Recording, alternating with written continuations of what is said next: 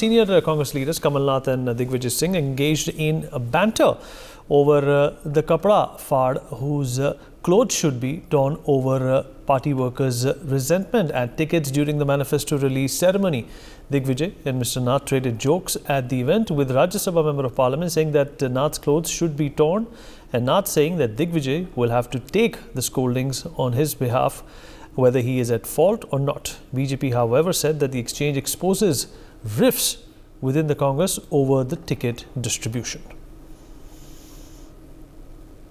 Chetan, my colleague, is joining us on the broadcast to give us more insights into this. Chetan, अगर आप मेरी आवाज़ सुन पा रहे हैं जी, तो एक दूसरे के खिलाफ अगर पार्टी के कार्यकर्ता या फिर बड़े दिग्गज नेता कटाक्ष भी करते हैं तो शायद आज की तारीख में उसको भी एक तरह से मनमुटाव मान लिया जाएगा। बिल्कुल। देखिए, चुनाव नजदीक है और ऐसे में अगर इस तरह की बातें आती हैं तो जाहिर सी बात है कि मन मुटाव माना जाएगा।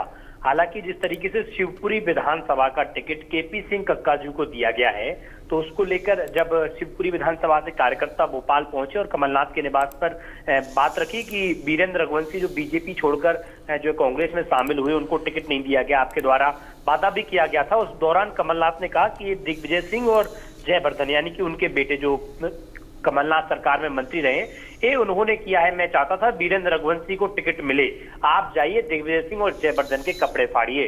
इसको लेकर, बयान को लेकर हालांकि कमलनाथ अड़े भी रहे। जब कमलनाथ से कल वचन पत्र के दौरान पूछा गया कि आपका बयान आया, तो उन्होंने उस दौरान भी कहा कि मैं हमेशा कहता रहा हूं कि अगर दिग्विजय सिंह अगर कोई चीज गलती करते हैं, अगर उनकी तरफ से हुई है, तो आप जाइए उनके कपड़े फाड़िए।